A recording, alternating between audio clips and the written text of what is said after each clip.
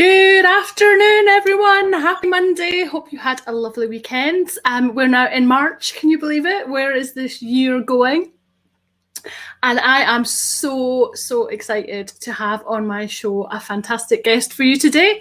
His name is Mr. Mark Raffan, and he is Mr. What You See Is What You Get. He will tell it like it is. And if you are really lucky, you will get some swear words today as well. So without further ado, I am going to bring him on so he can introduce himself. Good morning to you. Good morning. Good morning. And thank you for having me. I'm wonderful. That intro is the best intro ever. I love it. I love it. It's so fantastic. Thank you for having me. No, it's great. There we go. Get your names in. Perfect. Yeah. So how are you? How are things in Canada? Fantastic. Yeah. Things are around. That's not fair. Yeah. Well, it's quite regional. So we have some places that are doing pretty well, and then we have some other places that are not doing so well. I'm fortunate in that I'm in a province where we're hitting metrics that we need to hit. So it's okay, I guess. And everyone's sort of taking it in their stride, which is great. So far, so good. Nice. You never know, Very jealous. May change tomorrow. Who knows? Well, yeah, I'm just dying to get out and see a hairdresser, but that's not going to happen till at least mid-April. Times are really tough. I'm even thinking about chopping my own hair now. Do it. It's getting bad. I might have to. Yeah. Oh, no, not that bad. So why don't you introduce yourself? Tell everyone a little bit about yourself and how you are where you are now. So my name is Mark Raffan. I am the founder, manager of two businesses. One is called Negotiations Ninja, which is a negotiation training, coaching, and content business where we try and evangelize good negotiation, good sales, good procurement practices across the interwebs. Yes. And the other one is a company called Content Callout, which is a B2B content marketing agency. And the whole idea behind that is to turn the businesses that we work with and the executives that we work with into thought leaders within their space and use their thought leadership content to build their businesses. And that's what we do. And we've been doing the Negotiations Ninja thing for just shy on 3.5-ish years. And you have like a wicked best-selling podcast. Yeah, and the podcast is pretty good too, I guess. Yeah. The podcast is pretty fantastic. We've been doing that all the way from the beginning, and that's actually what started the business. We have incredible and amazing guests on, everyone from crisis and hostage negotiators to procurement people and sales people and just gurus within their space. And we get to jump on their shoulders, and I get to stand on the shoulders of giants pretty much weekly. So that's pretty cool. Pretty cool. Yeah, it's pretty cool. And the Content Callout business is just over a year old. It's brand new. So, and you've spoken about that quite a lot, and the struggles of starting a new business and being in a new business and being an entrepreneur, and it's all true. And I love the fact that, you tell people that it's not glamorous at all. It's not glamorous. No. It's not glamorous. It looks glamorous, I think, to a lot of people on the outside, but it's not glamorous at all. Lots of long hours and sleepless nights. Lots of long hours and sleepless nights. I'm trying to get better at the long hours thing. I've gotten a lot better recently about letting my team do what they do best and trying to spend time where I need to spend time and trying to not spend time where I shouldn't be spending time. How are you finding the whole delegation thing? Because I'm kind of struggling with It's really hard. It was really, really hard at the beginning. I'm getting better and better at it, but it's a constant struggle of well, I'll just do it. It'll take like 5 minutes. Yes, that's my whole thing. I'm like, it'll just be quicker if I do it. Yeah. But the problem is that if you compound that across like 20 things, it's no longer 5 minutes, right? So you've got to, I don't know. It's been a constant struggle. And my team is always telling me, like, Mark, you got to let go of this. Like, just let us do it. Yeah. And I'm thankful for that, because if I didn't have them kicking the shit out of me daily, then I've told mine to do that with me as well. It's still really personal for me. Mm-hmm. So I had a meeting with a company last week, and I was like, and I'm so attached to everything I do. Like, it's, you know, if I was working in a corporate, like marketing, I wouldn't have such a connection or care so much about like the outcome, as long as it was kind of on brand. But I so attached to it, and I have to kind of start to let go. I mean, one of the things I found is, you know, people do talk, you know, do mention that it can be tough, you know, for the first 3 to 5 years, but nobody really tells you how tough it is to grow. Like, it's nobody really hard. Tells you like that, and how much money you have to invest. Yes, like, and then that you have to pay people, and the responsibility of that in itself is like, it's crazy. Yeah. The amount of money that you have to invest to grow, still for me is like a really big thing, where I'm just like, good Lord, like, especially for the content business, which is like a newer business, and we're just at the point of break even now. That's pretty good. I didn't but it's like a step function curve, right? So it's some months are good and some months are bad, and it's a lot of money. It just eats cash, and basically the hope is that the more money that you're investing, the more it'll grow, the more you know, that step function curve moves away from and then becomes more profitable, right? But it's a shitload of money. It's a shitload of money. There's no doubt about it. I can see why people do get investors, but that would be the worst option for me, because I could. Why would it be the worst option?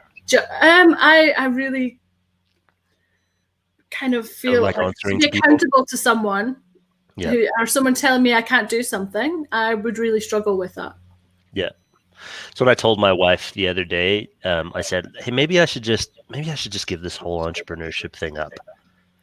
And she said, well, what would you do? And I said, well, maybe I'll just go get a job. And she's like, you'd lost 5 minutes.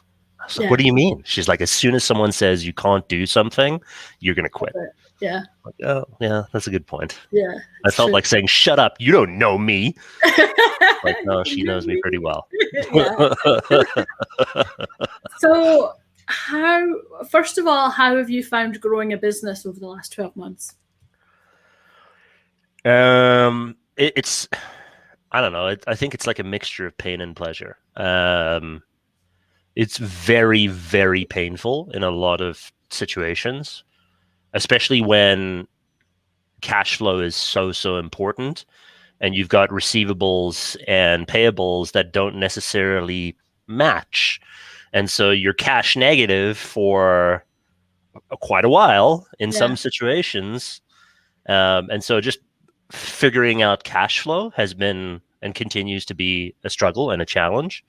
And that's the painful part, I think. And then one of the painful parts, the pleasurable part, is that you get to create. Not a lot of people get to say that they can create something, or that they have created something. And I'm fortunate in that I have an incredible team who helps me to create things on a daily basis. And we do some pretty wild and incredible things. You've had some great results as well, haven't you? We've had some insane results, and it's been super, super amazing. But that's not without like the pain of, you know, the employee demands, client demands, growth demands, right? Family demands, which no one really talks about in like the entrepreneurship stuff. Like personal relationships, forget about that, right? Like that's not a thing anymore. And that for me, like I've been clawing back at that stuff, just trying to like have some semblance of a normal life, which is more challenging, obviously, during COVID. But that's the stuff that I need to start focusing more on. I've been doing a much better job of that, but it's a constant struggle of trying to improve in all different areas. There's always something else you could be doing. You're like, I have to stop now. I always think if I just work late tonight, then I'll be on top of things tomorrow. And then something else comes in and you're never on top of it. No, I'm always behind. Always behind. Well, at least I feel like I'm always behind. And then I have conversations with people and they're like, oh, wow, you're doing pretty good. I'm like, am I? I know, because I'll take your word for it. I think certainly when you're most entrepreneurs, pretty much every entrepreneur I know it's never good enough, whatever you do. It could always be better. It's like I always feel like I've got like 110 things on the go, and then I ignore things that aren't like the immediate thing that I need to take care of, because there are so many immediate things and important things that I need to take care of that I just push them back. And then eventually I hope that people just knock on the door again and say, hey, you still haven't done that thing. I'm like, oh yeah, right. Okay, I got to go and do that thing. Yeah, I'm getting I have a VA, but I'm going to start getting her to start managing my emails and and do my meetings, because I'll just be like, yeah, let's just put it in, and actually I need to block time out where I actually do work stuff. Yeah. Although I'm trying to move away from doing the work stuff as well. Yeah. There's so many different things. What's the saying? Work on the business, not in the business. It's easy for us to sit here and pontificate about that, but that's more challenging than it sounds. I know. People make it sound so easy, but it's really tough. Susan, just work on the business instead of working in the business. Oh, wow, what a revelation! Yeah, thanks for giving me that great advice. Yeah, I've only been on my own for 3 years. I can just give it away like that. That's fine. Yeah, just hire people. All right, cool. I'm just going to go and hire people. With all that money. Talk about people, because that is one of the hardest things to get right, I think. Yeah, we've been pretty lucky. I got rock stars on my team. I'm pretty lucky. It's true though. I've been very fortunate. There's been a couple here and there that haven't worked out, but on the whole, I've been pretty lucky. That's pretty great. Lucky. Yeah, I've had some big ups and downs, but you learn from it and you move on. But in terms of content, has that changed for you over the last 12 months? I mean, or from when you started the business till now, are people looking for different things than if there hadn't been a lockdown? Has it changed? I've tried to be better about scheduling when I record and scheduling all that other kind of stuff. Yeah. But I made a conscious decision when we started Content Call Out to not be the face, or to try at least not be the face, because for the negotiation thing, I'm the face of the business. Yeah. But I didn't want that for the Content Call Out thing, and that was very purposeful, because I couldn't build a business that sustained itself if I was the face. Yeah. Or at least that's my thought process. I'm not sure. I'm trying to now not be the face as much. Try and build it into an entity of its own. It's really hard, because you want to do everything, right? And so Kayla and Amanda, who are my two main project managers, they are a big part of producing a lot of the content that we have for that. And so they do 50% basically of the podcast for that show, the Content Call Out show. And that was very purposeful, because number one, I want them to be involved in the business in that sort of capacity as well. But also number two, I don't want to be involved in the business in that sort of capacity. And so I'm consciously trying to push as much stuff as I can realistically to my PMs and to my leadership team to be able to say, I need you to handle this. Yeah. Because otherwise it won't be a sustainable business long term. Yeah. I just want to be able to make it work. Yeah. What about you? How have you found content changing? So I heard a lot of people say that a lot of people were cutting back on budgets, and the first thing I did was invested more in content, and that has paid off 100-fold for me. Yes. Because I could see that everybody was at home and going to be online. So that's where I need to be. I mean, that's where I was anyway. I just kind of ramped it up. And, it got to the point where at one point I was apologizing because people kept saying, oh, I see you in my feed every day all the time. And I'm like, I'm really starting to no, good. They like it. So that's good. I saw an opportunity. Unfortunately, I don't think a lot of people did, and it's such a shame. And I get really frustrated, because if I was like a consumer goods company, I would be mailing everybody at home, sending postal mail to people because they're all at home. They can't go anywhere. It's like the best opportunity to send mail to people. And yet I've hardly had anything apart from the usual pizza flyers and things like that. And I mean, content call out's been around longer in COVID than it hasn't. And so for most of our existence, we've been in COVID. And we haven't seen budgets get cut for content at all. Maybe we're just doing a decent sales job where we're saying, don't cut budgets. Well, you are the negotiations ninja as well. So, you know. But it's for the people that did double down and that did invest. There were some people that stayed steady and it was fine. There were some people that cut back a little bit, which is fine too. But for the people that doubled down, it's been monstrously successful. Yeah. Just because everyone else cut back. And so at least for in our business, it's worked out great for our clients, which is awesome. Yeah, it's, you know, being a little bit brave and just going for it. And doing weird, stupid stuff too, like lip syncs, which was only supposed to happen once. Lip sync stuff is so perfect. It's only supposed to happen once, you know. You know what I like about your stuff is that, and I think this is the major issue that I see with the vast majority of businesses, is they take themselves so seriously. And there's no humor, there's no fun in it. And it's just vanilla, right? And you're just like, oh, it could have what been an a risk. Opportunity that's missed. And now you've taken advantage of that. Yeah. And I knew it was a risk because it's not going to be for everybody. But actually, it's absolutely benefited my business more than I could have ever imagined. Got you eyeballs, right? Yeah. And actually people see me and actually want to work with me because they think I look fun. Well, I am fun. But I'm also, you know, get shit done, as they say. You know, I do the job. And you're also, I mean, to be fair, you're not dealing with the most like engaging topic, right? When a lot of people think about data, they're like, oh my God, let's hire someone for that, right? Yeah.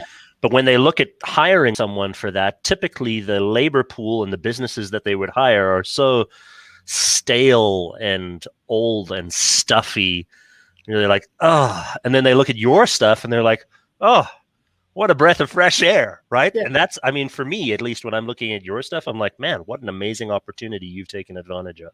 Yeah. And you have to go with it. And just, like look at the feedback you're getting, you know, I test posts out all the time, and I'm sure you do. And you know, there's always surprises in there. Once, you know, you think you've written the best post in the world and it absolutely bombs.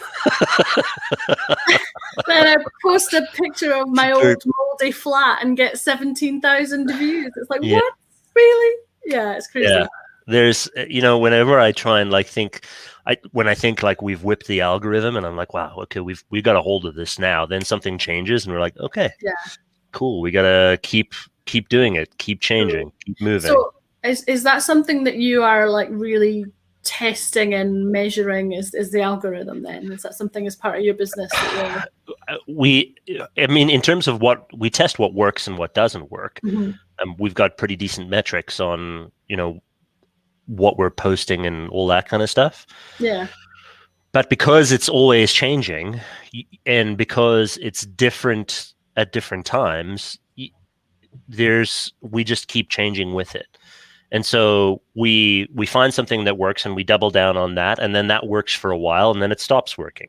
Yeah. And then we find the next thing that works and we double down on that, and then we run that for a bit. And so we always, it's not a constant thing. And I think this is one of the things that a lot of traditional marketing companies have a very difficult time with, is that, you know, you figure out one template and you run that template forever. And that's not a thing.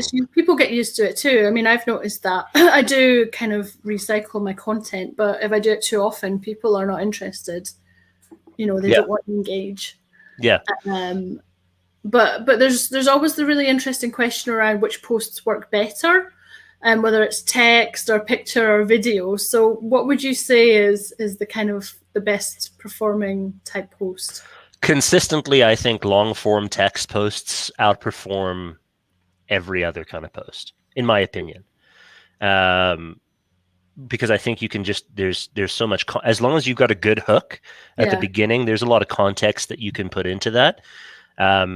Streaming video, surprisingly, at least on LinkedIn, has not performed well for us. No, I mean, LinkedIn Lives, you know, I enjoy doing them and things, but I wouldn't say they were business drivers for me. What it is doing for us is it's creating good sort of pillar content that we can spin off multiple things off of, right? So that it's a good for that, but in terms of eyeballs and views and stuff like that, we didn't see a lot of success with it.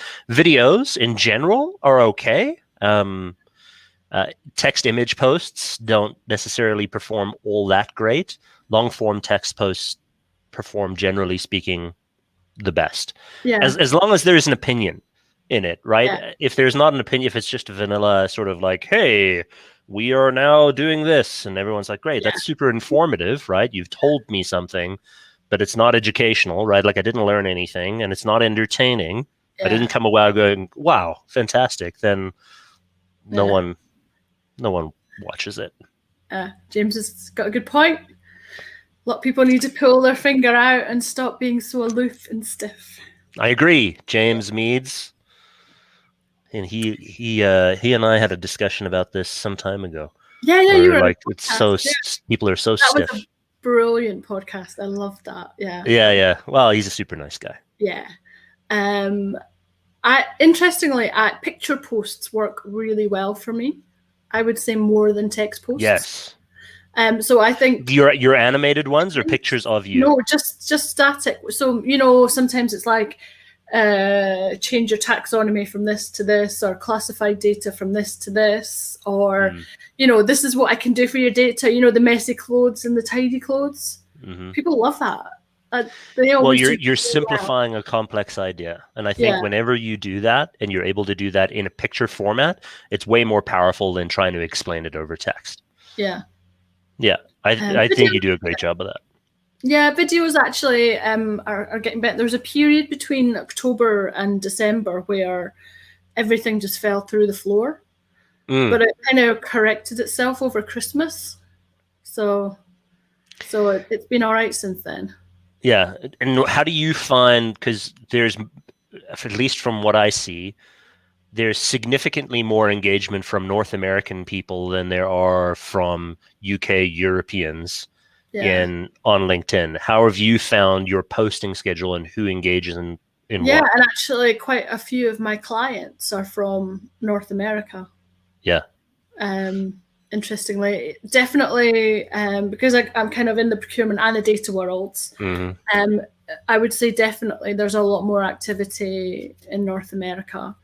Although there is a great little procurement community in the UK, the Proctopus stuff, that's starting to really kind of... I've seen that. It looks pretty neat. Yeah, no, it's good fun. It's just, we're not taking anything seriously. You know, anyone can turn up, just don't sell. And, you know, we talk about the most random of things, like your favorite Netflix movie of the week, or, you know, some deep, you know, what's the future of procurement. What is your favorite Netflix movie right now? Oh, you know, I haven't really watched much recently. I watched this awful movie while I was building furniture on Saturday night called What Men Want. And it was so bad. It was like, you know, it was in the trending list. Isn't that is that a Mel Gibson movie? No. It's worse than that. I don't think it's got any known actors in it. Apart from the guy from Saturday Night Live. Okay. Jimmy Fallon? No, that used to go out with Ariana Grande. Oh, Pete Davidson? Yeah. Yeah, it was really bad. But it was fine while I was building furniture. There's a lot of really great shows. So I don't feel like you should judge Netflix based on that show. No, I like the true crime documentaries. That kind of stuff freaks me out, man. Whenever I start seeing things like that, and when I start thinking, oh, these are real people, and these real people did these real things, I get really creeped out. There's a really great one on the mafia in New York. That was really like... Oh, yeah. Yeah. Yeah, I can imagine. One of my favorite shows right now is, and I've watched it for a long time, it's called The Grand Tour. It's actually British guys who talk about cars. Yeah.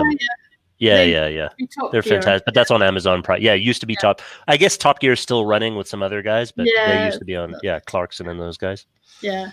Yeah, I love that show. It's Yeah. I fantastic. do like Outlander on Amazon. That's I haven't good. seen that yet. I've heard it's fantastic. Your wife will love it. Yeah, All those men she's in been kilts. bugging me. Yeah. We got a question here. What are your target areas, customer spread, and tools you use? Actually, that's a good point. What kind of are you? How are you around? What's your approach to tools and opinion? In terms of content? Well, in terms of using them, actually, like on LinkedIn and things, like I don't use any kind of tool automation posting tools, or I do it kind of almost. We because we're a content company and we do this for a number of different clients, we have to use posting tools. So we use Sprout Social, which posts all of our client stuff, and then we can engage from within the tool as well. But we actually engage manually just because it's better most of the time. Check that one out. That sounds good. But in terms of scheduling, we use Sprout for the calendar and all that other kind of stuff. And we use that for metrics to be able to determine metrics. In terms of like tools that we use for content, most of the time it's Zoom, right? We do a lot of stuff over Zoom. We do a lot of stuff over Restream, which is like a StreamYard equivalent. So all of you that are watching this right now, this is all being done through StreamYard. Another company is called Restream. Very sort of similar idea. And then in terms of like other tools, we have people that do a lot of manual things, and it's very, very expensive. Very, very expensive. But effective, I bet. Very effective. Right? Yeah, like, it's just like what I do with data. It's like you could use a tool, but it's going to be better to get me to do it. Finding good quality copywriters and good quality writers in general has been a big focus of ours. Like social media, we have 1.5 people basically managing social media for all of our different customers' accounts. And they do it all manually, 100% manual, which means they're in social all day long. And it's, but the quality is just so much better, and it's so different when you do manual versus auto. And I just wouldn't recommend it. I wouldn't recommend. I don't know if anyone watching will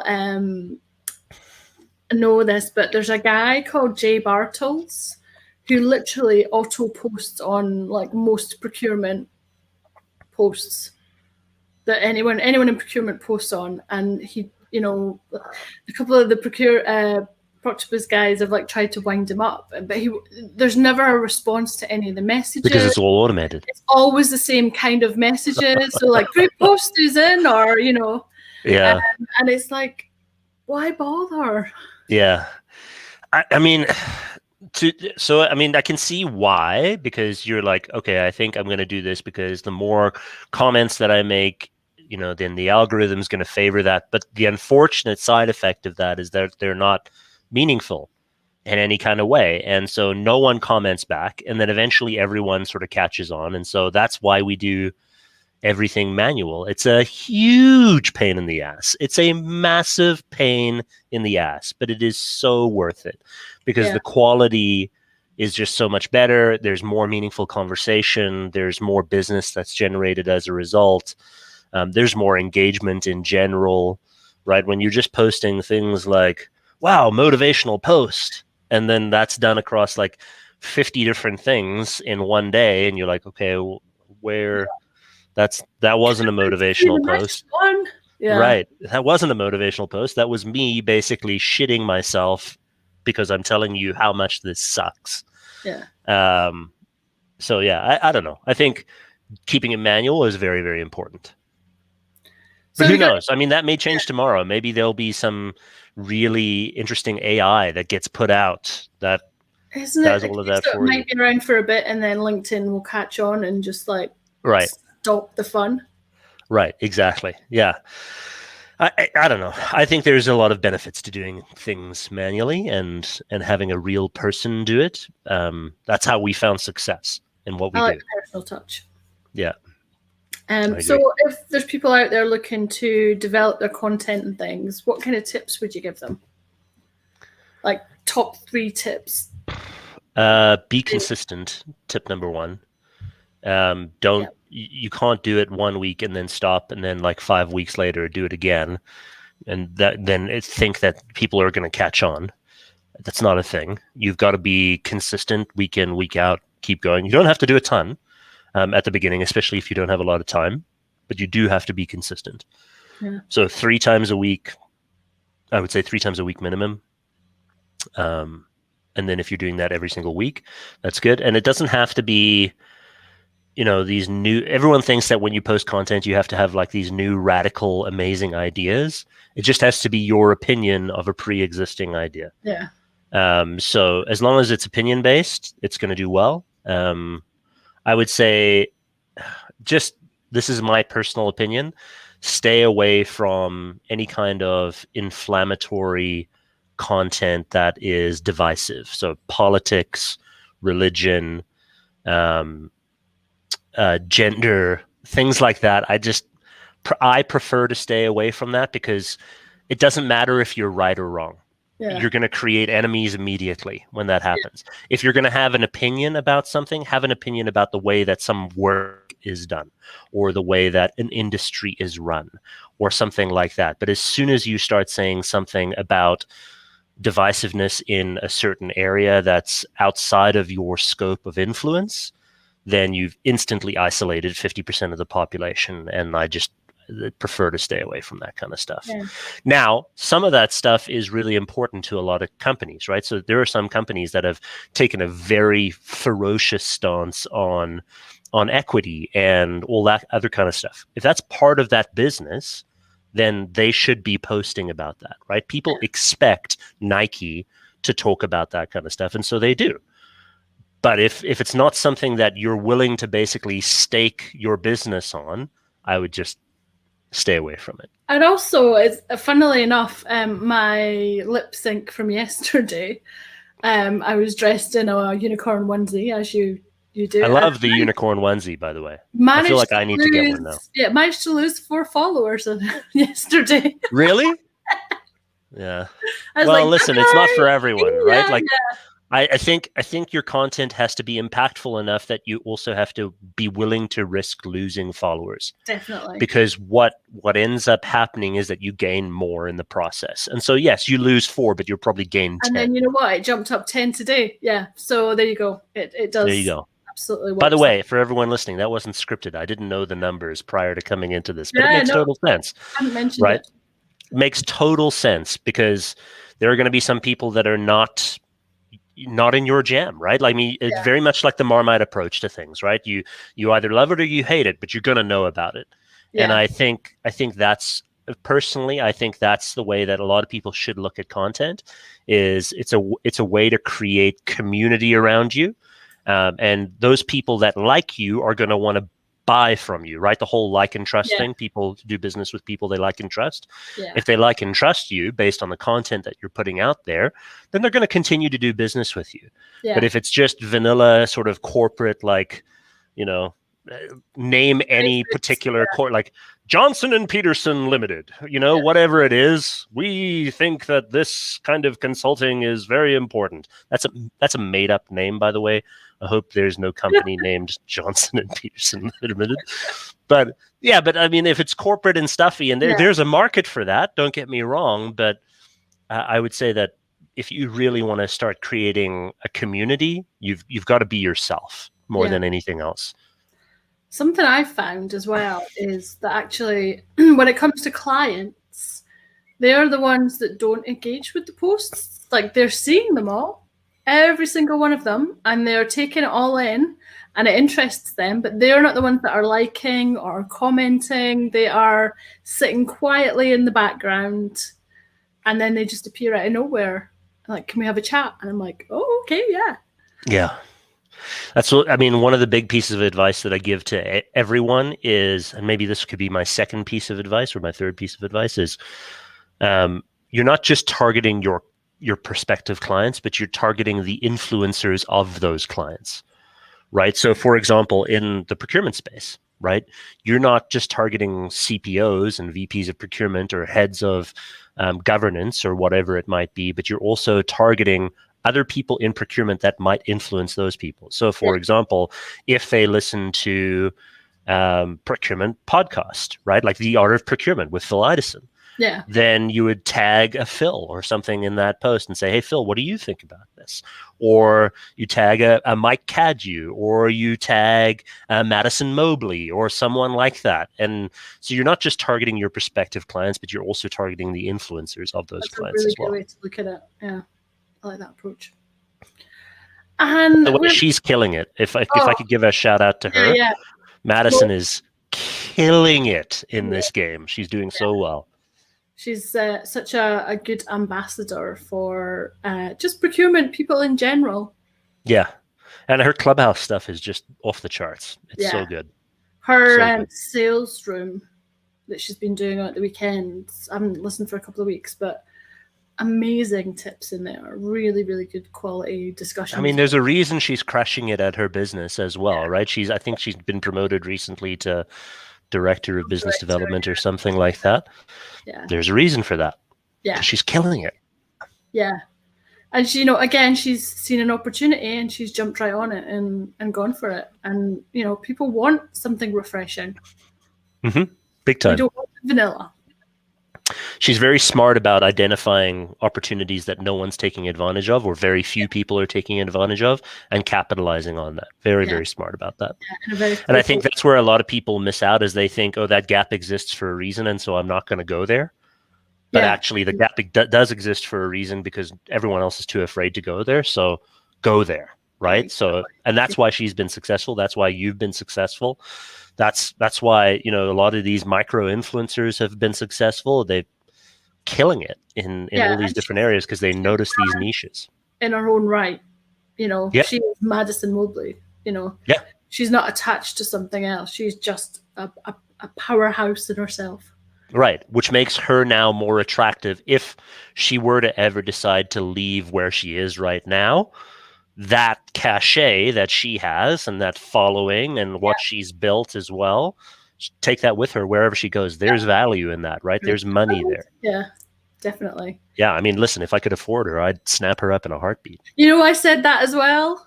It's like, I'm too small, but I would totally, Yeah, if I could afford her, I'd snap her up in a heartbeat. I'd be on that tomorrow. Be like, listen, come on over. Yeah, come to the dark side. No. Yeah, exactly. But I'm sure the folks at Fair Market would be pissed if we did that. Yeah, I hope that I'd risk it. If I could afford it, I'd risk it. Really well. If I would, I'd be like, you want gold-plated pens? That's fine, Madison, you have that. You want fluffy slippers? We'll give them to you. It's fine. Yeah, exactly. I guess that's a good way to kind of move into negotiations, which is something that I am absolutely terrible at. I'm absolutely terrible. Don't say things like that. Oh yeah. I feel like you're just conditioning all of your future salespeople to be like, I'm terrible at it, and then I'm just going to rake you over the coals. Oh no, even my coach says that. She's like, we need to work on your negotiation skills. I'm just like, yeah, okay, let's just do that price. That's fine, whatever. I just want an easy life. You're losing out on a lot of money by choosing that easy life right now. I know, because procurement people, love to negotiate. So they do love to negotiate, and very few of them are very good at it. I say that lovingly, because this is what I do. I provide this training to a lot of procurement people. But there's a lot of procurement people that say they are great at negotiation when in fact they've just gotten really good at a couple of different skills, and then they reuse those same skills over and over again. The unfortunate side effect of that is if you've got someone smart on the other side of the table and they've seen this routine before, they're going to know that right away. And so expanding your skill set, right, and deepening that skill set is very, very important. It's a skill, right? Like everything else. The more and more that you develop it, the better and better you're going to get. So for anyone listening to this right now that maybe took offense to that comment that I made, it's the truth. You got to deal with that. And you've got to continue to develop that skill. It's not like Olympic athletes stop training or stop trying new things. They do that. Tiger Woods, by the way, respect to Tiger Woods. I hope he's doing better. But there was a time where Tiger Woods, who was the greatest golfer in the world, had to change his golf swing entirely, by the way, to get better at what he was doing. And he had to lose a lot. He had to lose a lot to get to the point where he was like, okay, I got to try something new. Yeah. But you look at people like that are always improving and always getting better. They're always trying something new. They're always adding something to it. They're always refining. And people look at negotiation as like this static thing. It's just not. It's a skill set. What are the key skills you need to be a good negotiator? I think listening is the number one skill set that I think people could get better at. I think everyone could get better at listening. Including me. That's probably number one. Number two is just really doing the work ahead of time. Planning, preparation, strategy, understanding what you need, what you want, what the counterparty might need, what the counterparty might want prior to going into the negotiation. That's the research and the preparation and the planning. That's where most people get caught off guard, right? Because they have someone says, hey, can you do it for this? And you're like, I guess so. And you're like, oh, okay, fantastic. But that's because we probably haven't done the work prior to the phone call to be like, okay, what could they ask me? What could come up? What might they say about this? That's where I think most people need to do a lot of work. Listening and planning and preparation. Top two things for sure. If I was going to throw a third one in there, it might be it might actually be facial expressions, especially now on Zoom. Because a lot of people think that I chatted with David Matsumoto, Dr. David Matsumoto, who is one of the top 5 body language experts in the world. And I chatted with him the other day and I said, why is it that because people think there's a camera in front of them, somehow they feel they're protected and they start throwing off facial expressions that they would never use? He's like, it's a weird thing where you feel like you're on the phone. You're not necessarily, you don't feel like there's a camera on you. And so you get relaxed, right? And you start visually showing facial expressions and body language that may not necessarily align with what you want the counterparty to think. So in terms of like a tactical skill that I think people should work on, especially now in COVID, it's facial expressions and body language because of Zoom and Teams and other technology, web conferencing technology like that, where people are just getting too comfortable. We saw it the other day. I mean, how many times has a person got caught for masturbating on Zoom, right? Or, right? And it's a real thing. And you're like, oh, the camera's not on me. And just people just aren't aware, right? They got to be so cautious about the messages that they're putting out there. Yeah. That's crazy. Can anybody negotiate? Everybody can negotiate. Yes, 100%. But 100%. I'm guessing to different levels. No, this is a common misconception. Anyone can get great, not just good. Anyone can get great at negotiation, but it takes skill, practice, right? The development of skill. So you don't have to have a pre-existing skill set to get great at negotiation. There are some people that are maybe more naturally gifted at communication than others. Like public speaking and all that kind of stuff. But just like every skill, if they don't work at developing that, then those people that don't have that skill necessarily, but work at developing that skill will surpass them. Okay. So everyone can get exceptional at negotiation. It's like math for a lot of people, right? Like when you're in school and someone had that block for math and they were like, oh, I'm just not good at this, right? And now you work with data in Excel and BI and all those kinds of things, which is right. So when you think about it and you're like, oh, I just can't do it. That's a self-defeating mindset. That's actually categorically false, right? You just need a good teacher, probably, and you also need to work at it. Once you have that first win and that first good experience and that first great teacher, then acquiring more of that skill becomes a lot easier. So anyone can become great at negotiation. It's just the focus of the development of the skill. Okay. Oh, so for example, for myself, if I want to improve my negotiation skills, where should I start? First, we'd have to talk about where you think you're falling flat and why you think you can't be good at negotiation. Why do you think you can't be good at negotiation? It's not that do you not like conflict? I think if I tried, I could be. I'm just not sure I can be bothered. You don't strike me as the person who would shy away from conflict. I think, no, I love a bit of conflict. I don't know. I think maybe it just pushes me a little bit out of my comfort zone, and so I don't really want to do it. But then actually, like you say, the more I do it, the more it's not out of my comfort zone. And it doesn't have to be a radical thing that you start with right away, right? Like I'm not saying you've got to change your personality or anything like that. None of that has to happen. Maybe the first thing you start doing is just start asking for more.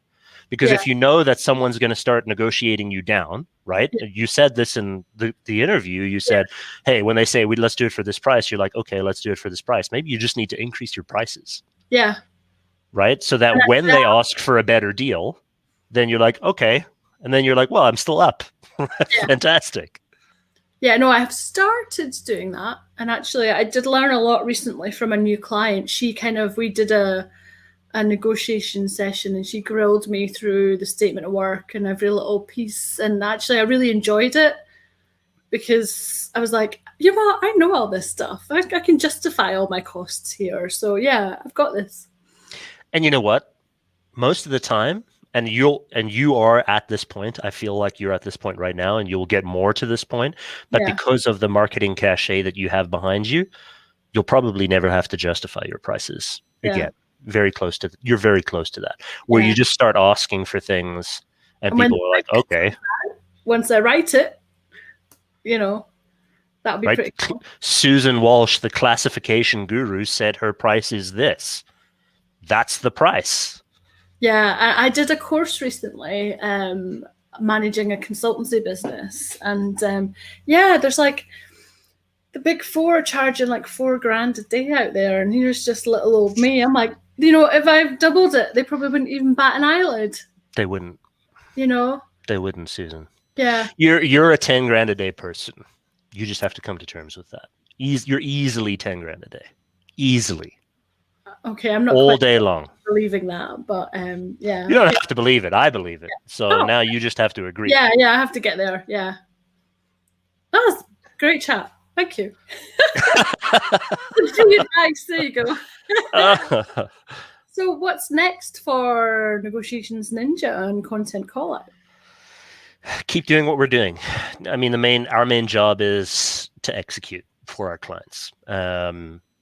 The only reason our businesses are successful long term is if our clients are successful. And so we got to keep doing what we're doing. Keep executing for our clients, keep doing the right thing, keep providing excellent service, keep providing excellent training, keep providing excellent marketing services, and good things will happen. Who knows? Maybe some bigger things in the future, but right now it's just keep doing what we're doing, keep executing, keep growing, keep executing, keep investing. Sounds good. And you had said that the negotiation side of things had kind of changed, but is kind of swinging back to more of what it was before. Yeah, COVID we took an absolute shit kicking in 2020, right? Like corporate budgets for training instantly vanished because it's the easiest line item. And I know because I was on that side of the table, the first thing you cut is training because it's easy. It's an easy thing to cut. And now people are realizing, okay, well, we still have to train our people.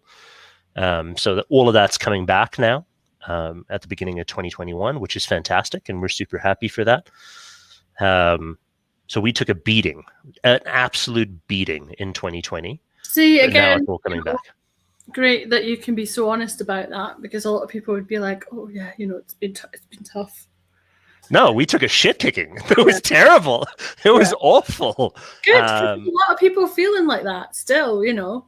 Yeah. And I mean, what else can you do? You got to keep moving forward, adjust based on market conditions, maybe adjust your service offering, adjust how you deliver things. We've had to do that. We did that 7 times last year. So last year in March, everything basically evaporated, right? In February, we were slated to have the best year ever, right? We were going to make a lot of money. Yeah. And then March came around and everyone said force majeure. And we were like, oh shit. Yeah. And we hundreds and hundreds of thousands of dollars in pre-booked revenue gone instantly. Yeah. Right. And there's nothing you can do, right? Global, worldwide pandemic. Yeah. Right. So we had to adjust. And so we were doing everything on site, and then we had to adjust to everything online. And that was a new learning experience for us to switch from everything training on site to everything online. And we went through 7 different iterations of online training before we figured out how to do it and how to do it correctly. But I think if you're willing to be flexible and do those things, then you'll continue to survive and do well and all the rest. Well, it's not wasted effort, is it? Because things will never kind of go back exactly to how they were. There will be a lot more online meetings. I was traveling. I was away from home 150 days a year, 200 days a year last year, or the year before last year. That'll never, in my opinion, never come back. Ever. I might travel a little bit more, but never to that extent. And thank God, first of all, because that travel schedule sucks. It made me a lot of money, don't get me wrong, but the travel was brutal.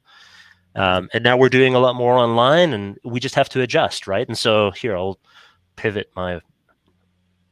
Right. And so I've got these little audio things all over the place and light rings and all sorts of stuff that I never would have considered before, a bigger room with a camera. And so figuring that out is more challenging, but once you've got it figured out, it's a lot easier.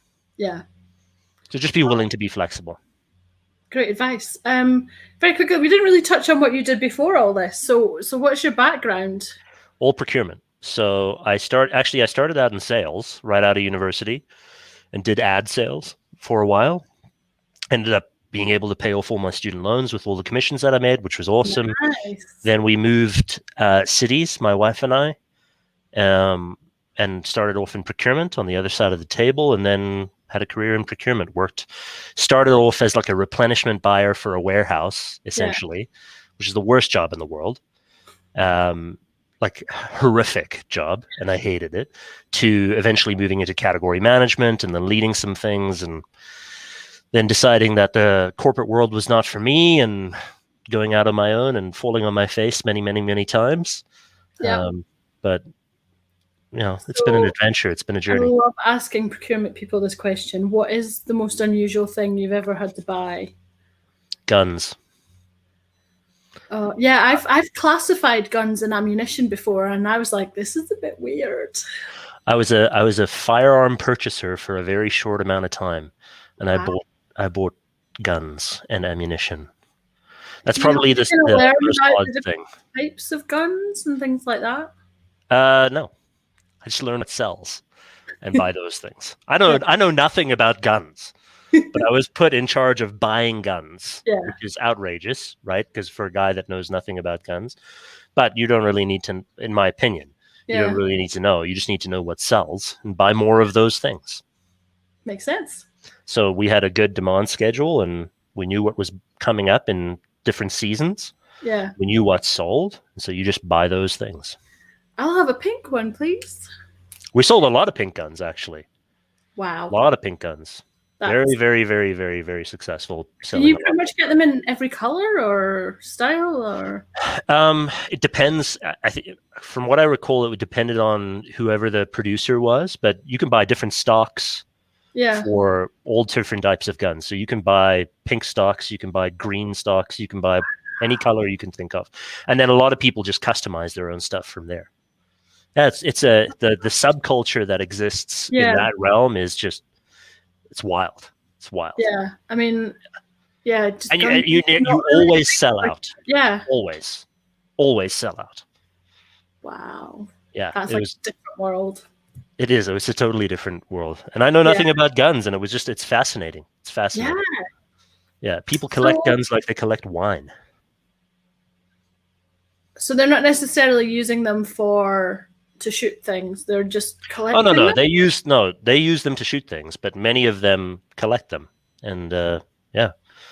This one will go with my outfit today, so I'll have this. Oh yeah, no, 100%. That's wow. Yeah.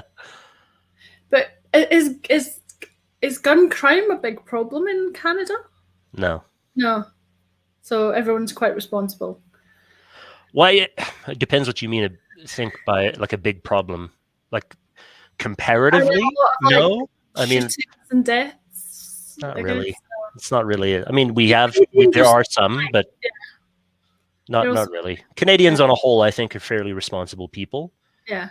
And so, like, it's much more preferable to have less death than more. So I think when people look at it, they're like, all right, well, don't shoot that person, right? That seems like a fairly logical. That makes sense. Yeah, cool. I'm pretty lucky. To live in Canada is a blessing. We've got some amazing people, some incredible. Well, because you're originally from SA, aren't you? So I am, and I think about that a lot. I'm like, okay, I could be there, right? Yeah, I've got a lot of friends. Could be a ton of crime. And I've heard the stories. Ton of corruption. Absolutely terrifying. Yeah. South Africa is gorgeous. Let me be clear. There's amazing people. It's a beautiful country. And if you were going to visit, I would say it's the one country that you should absolutely visit in your lifetime because there's so much to do and there's so much to see. But living there is very different than visiting there. Yeah. It's a challenging country to live in if you don't have a decent amount of money. Yeah. That's a shame, but unfortunately, that's just the way it is. But I can't change it. I'm not a politician. On a happier note, where can people find you if they'd like to connect or find out more information? Easiest place is right on LinkedIn. So just search my name, Mark Raffan. Shoot me a connection request, and let's connect and talk. I'm prepared to be wowed by the honest posts. Yeah, they are honest. I will say that. Brilliant. Oh, thank you so much for your time today. Thank you for having me on. It's a great pleasure. Personally helpful for me as well. It's a great pleasure to be on. I think you're doing an amazing thing, and I think you are continue to do amazing things. And keep doing what you're doing, please, because I feel like your kinds of posts, your kind of content, what you're doing for data, for procurement is so critically important. It's frightening how important it is. I think there would be a massive gap if you weren't here. I think to move things forward, you have to do things that are different, and it might not always, I don't want to please everybody anyway, but yeah. Forget about that. You're never going to please anyone. No. Or, like, there are going to be people that are going to be pissed about what you post next, and they're going to unfollow you, and you're going to be like, all right, see you later. Fuck off. I didn't want you in my life anyway. Yeah. Right? Off you go. You're free to do whatever you want. Brilliant. And it's the internet. Do whatever you want. Yeah, that's it. Go and find another corner to moan at, Yeah, exactly. Yeah, cool. Well, I will pop you back. Thank you so much for your time. It's great to see you. Thank you for having me. When is your next podcast out? And where can people find today? Yeah, today is we go every single Monday on Negotiations Ninja, and then every single Tuesday on Content Callout. Today, you can check it out online on our website, negotiations.ninja, or wherever you listen to podcasts. Just type in Negotiations Ninja, and you'll be able to listen to it there. Based on our conversation today, I think they're both really worthwhile listening to. Thank you. I appreciate that. Great. Thanks very much. Have a good day. Thanks. So that's it for another week. Next week is Data Week, and I have Harpreet Sahota joining me. He's going to tell me all about the artist of data science and what he's been up to. Again, as always, if you have any suggestions about who you would like in the Data Den, please let me know and I will get them lined up. All that's left for me to say is have a good week, and I will see you next week.